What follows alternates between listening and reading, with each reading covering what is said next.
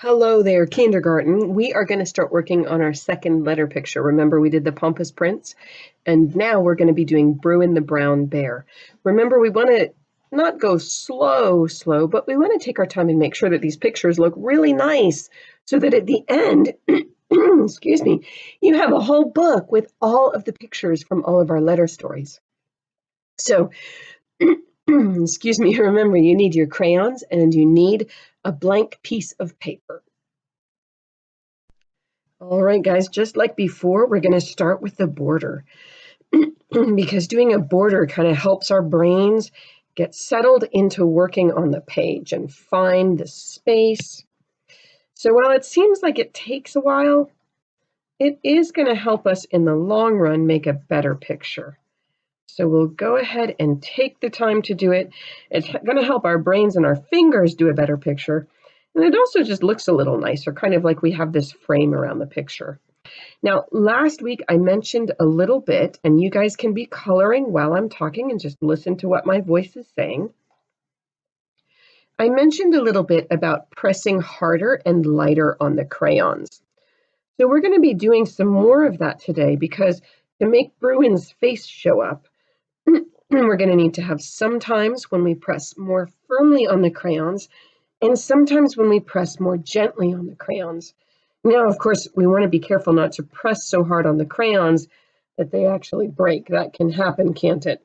And I'm sorry, my camera at home here is a little bit sad, so it doesn't show things very straight like it would be good, but we'll be all right.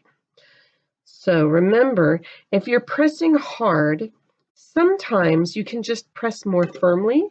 And instead of really pushing hard and making your crayon break, you can go back and forth over it more times. Crayons are made of wax and some other coloring things inside of them.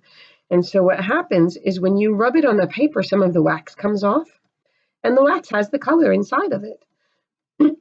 So as you rub it on the paper and you put the wax on, if you rub it more in a certain spot, sometimes that will help to add more color, even without having to press too hard on the crayon. And then, of course, we'll press more firmly on the crayon sometimes. But you guys have had crayons break on you before. Now, I think you know it's okay for your crayon to break, right? You remember last week when we were doing the Pompous Prince and I went to put his hair on? I used my black crayon because I like to mix my crayon colors sometimes. I used black and I used brown on his hair, and my black crayon has broken before. And so you can still use them once they're broken. That's all right.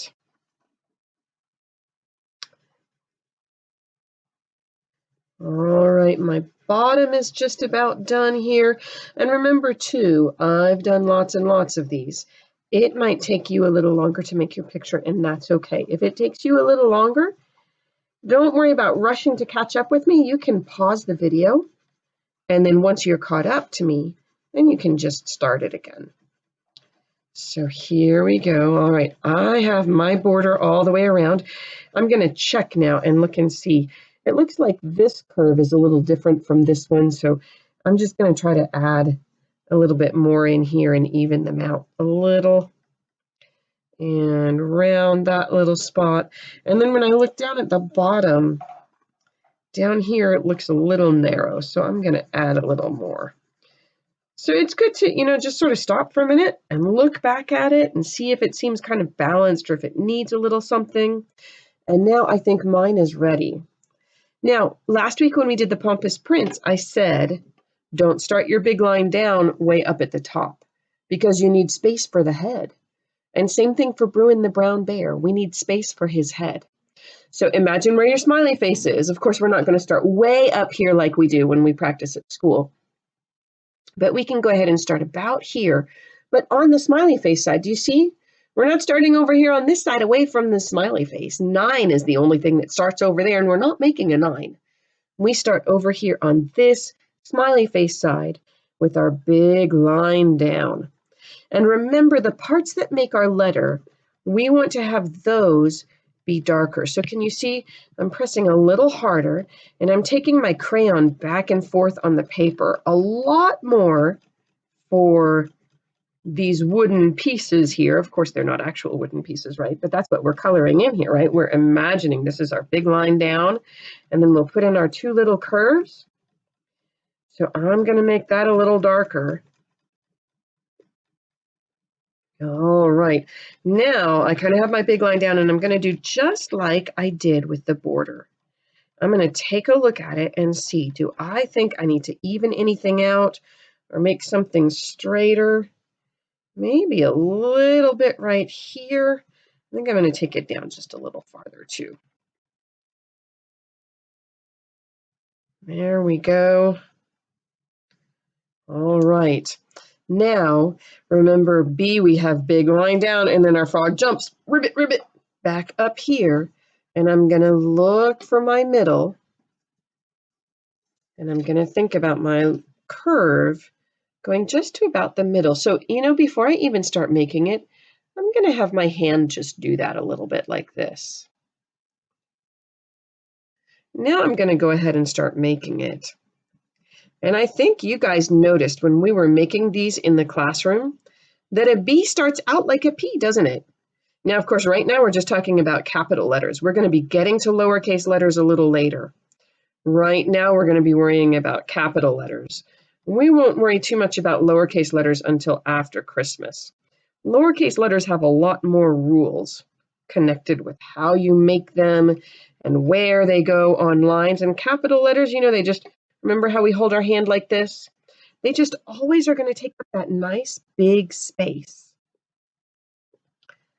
So here's my first little curve, and sure enough, it starts to look like a P now, doesn't it? But we're not making a P, we're making a B. So here's my first little curve. And now I do my next little curve down to the bottom, and then we're going to start turning it into, it's still going to be a B, isn't it? That's one reason we're making it nice and dark so that we still see our B. And then we're going to take our B and turn it also into our friend Bruin the brown bear. A faithful, hard worker, smart, smart, smart, a good friend of the king, and he's going to help the prince on his quest, starting the journey, keeping him safe and also keeping him going. That can be hard sometimes. You guys might feel like that some making these letter pictures, huh? Getting a little tired out? I know you felt like that some when we were doing our map assessment. Just gotta get strong and build stamina to keep going, and I think my brown crayon is starting to get kind of short. I'm going to need to peel some paper off. All right, guys. So if you've gotten to this point like I have, pause for a minute and look at your B. One of the things I'm looking for right now is to see if I have any places where the color is really light. And I'm going to go back in. And if the color is very light, I'm going to add to it some. All right. So I think you know this, right? Sometimes the crayons, when you've colored with them a lot, the color stops working very well and you need to peel the crayon paper back just a little bit. Now that might be tricky for you to do. And with your new crayons at school, you probably don't need that. If you have a crayon at home that needs that, you can try doing it on your own, but you might want to ask a grown-up to help you peel the color back. All right, now we're going to start putting Bruin in here, right? Here's our B. So first of all, for a bear, bears actually have little tails. They're not really bunny tails, but they're kind of like a bunny tail. So you can go ahead and give Bruin a little tail back here. And then in here, do you see, just like we talked about last week, I'm not going to color quite as hard. Do you see I'm holding the crayon a lot more lightly? And can you see how it colors brown in there? But you can really see the B super well, because even though I've got the brown in here, it's not as dark, and that way the B stands out a little better. Now, we're going to go ahead and add some feet out here. And we're going to imagine that Bruin is kind of sitting up on his haunches. Bears don't do that very often, but this time of year, sometimes if they're feeling nice and warm and fat and full of food, ready to hibernate for winter, every now and then they will sit up like this. All right, now up here, I got to make it light again because we're actually going to be adding something into this up here. We're going to be imagining some arms for Bruin. You know, bears really have 4 legs, but if we're imagining them sitting up, then it's easy to kind of imagine an arm. So I'm going to take, and you see now I'm pressing a little harder so that the arm sort of stands out. And I'm just coming down and doing kind of this curvy sort of thing here. It's not really an arm, right? It's just kind of there to make it look more like there's something here instead of just colored in B. All right, now we're going to get his head. And just like we did with the prince, we're going to start with kind of a light circle. And then we're going to add in the parts that are going to make him look more like a bear. So first thing, you know, bears, they're big and strong, aren't they? We really want to be respectful of bears, especially if we ever meet one out in the wild. But they have some parts that just seem really cute, like this little tail down here. And then up here, bear's ears are kind of curved, like so. So you can give him 2 curved ears. I'm going to make this ear a little taller to try to match the other one. All right. And do you see my ears don't turn out perfectly right? That's okay. Now their snout, it comes out a little bit, right? So we're going to add a little bit of a nose in here. It doesn't come out real far, right? It's not like a horse where it comes out really far, but it does a little bit. So there's this part of the nose. And then I'm going to switch and I'm going to get my black crayon out because I think it's going to really help him look like a bear if I give him a little bit of black here on the end of his nose. There we go. Now, I don't usually put eyes in my pictures. If you want to add some eyes right here between the nose and the ears, you can do that. And then remember, one of the things that just helps the picture out is to go ahead and give it a background. So I'm going to be doing that here with Bruin. And I'm not going to scribble all on top of him, right? Because I want this part to stay nice and brown. So I'm going to go back and forth here some next to him to make sure that I don't end up scribbling my color on top of him. Not too bad here by the letter because I did that nice and dark, but then up here by the face, I did some of his head really light brown, and if I color blue on top of it, it's going to be hard to find where Bruin is in there. So I'm going to go around his head a little more carefully, and the other thing that does is it helps the head part to show up a little more. It makes it not just blend into the white background so much. And remember last week I mentioned, when you look out at something, if you saw a bear out in the forest and you looked out at that bear, you wouldn't just see that bear floating on a big white background, right? There'd be stuff there. So sometimes my students have liked to draw things back here. They might draw some trees or rocks to show that he's in the forest, and you are welcome to do that if you want to. If you want to just do a straight blue background, that's great too.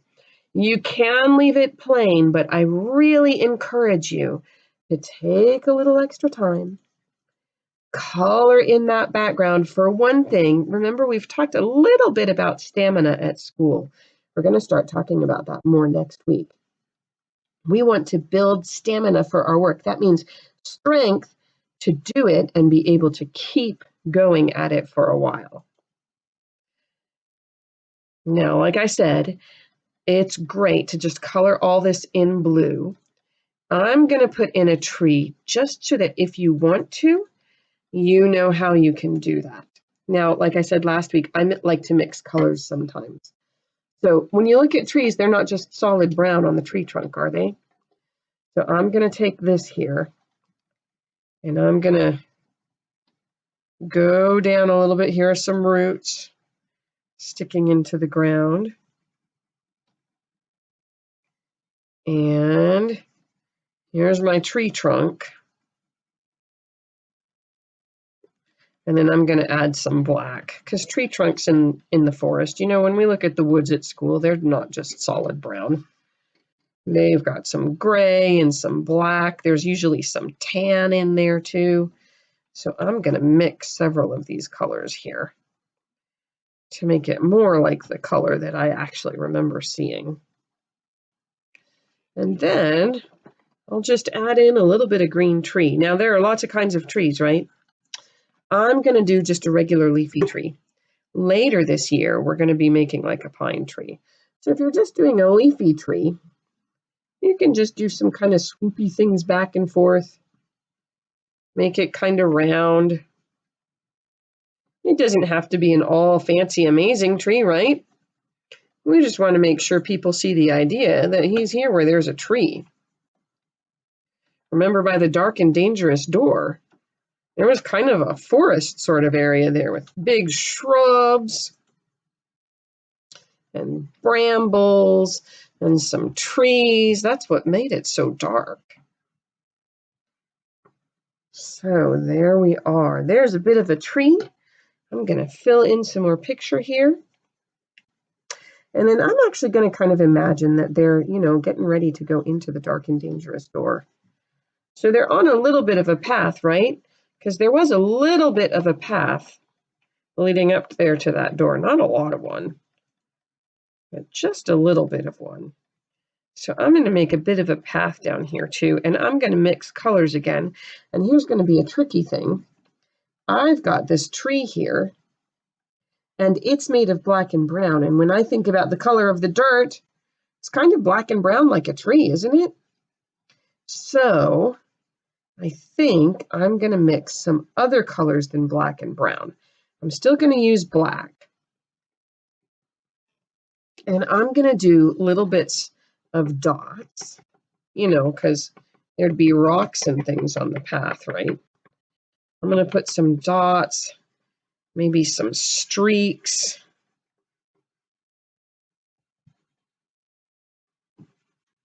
Now you can also just color it all blue if you want to.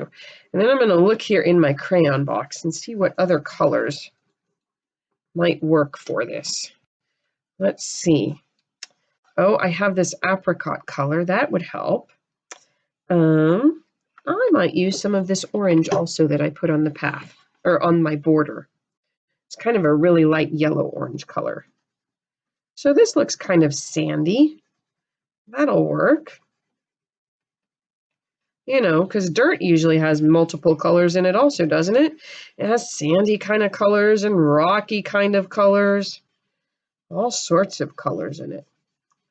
So there's some of this. And a little orange. How are you guys doing? Have you finished yours already? If you've finished, remember a good thing to do is to go back and look and see if there's any place where you can even out the colors or add more details.